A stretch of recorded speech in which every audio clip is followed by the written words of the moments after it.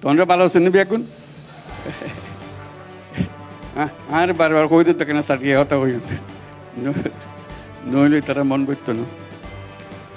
তো খুব খুশি হলাম মনোরাল্লা দেখো ভবিষ্যতে যেন এন সুন্দর জিনিস হয়। ওনারা যে কোনো সময় পয়সা লইয়া আইতে পারিবেন, দেখতে পারিবেন, বন্ধু বান্ধবরা লইয়া আইতে পারিবেন, এই নিয়ে লেখান জায়গায় পান ব্যাগুনায় বলে ব্যাগুনের লইয়া আরও ব্যাগুনের সময় পয়সা লইয়া এইলে জাগান করবে। আর মিলন মেলার কথা কই, মিলন মেলা তো এনে হতে দিল হইতো না, এন জিনিস গরম করতে টানিয়ে আনুন বলি ব্যাগুনের পয়সা লইয়া যেন টানিয়ে আনি। তো খুব খুশি হলাম আজকে ব্যাগুনের দেখা হয়ে গেল কই। আর একখান লিখিত বক্তব্য আছে কেন ওনারা করে দিই। প্রথমে আমি বলে রাখি যে আমি খুব অভিভূত হয়েছি যখন আমাকে বলেছিল এখানে আসার জন্য। আমি একটা দৈনন্দিন কাজ হিসেবে এটাকে নিয়েছিলাম।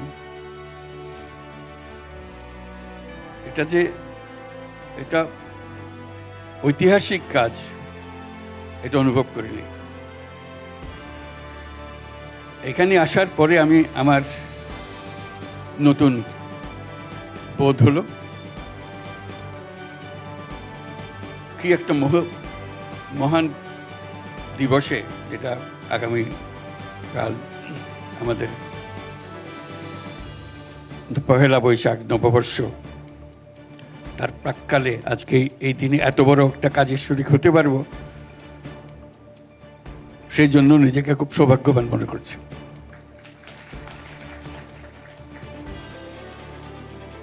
আর নিজেকে অপরাধী বোধ করছি, এত চমৎকার একটা আন্তর্জাতিক বৌদ্ধ বিহার আমার বাসস্থান থেকে 10 মিনিটেরও রাস্তা না।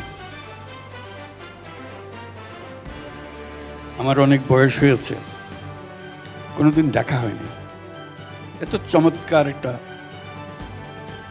বৌদ্ধ বিহার না দেখলে জানতে পারতাম না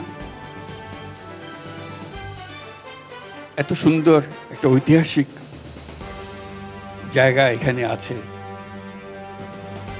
যেটা দেশের সব মানুষের জায়গার একটা জায়গা হতে পারত শ্রদ্ধা নিবেদনের জন্য। আমাদের সেটা হয়ে ওঠেনি। আমি অভিনন্দন জানাই সেনাবাহিনীকে, তারা স্বতঃস্ফূর্তভাবে এই দায়িত্ব গ্রহণ করেছে এবং একটি ভবন নির্মাণ, সম্প্রীতি ভবন নির্মাণের জন্য দায়িত্ব নিয়েছে। তাদেরকে আমি সবার পক্ষ থেকে অভিনন্দন জানাচ্ছি।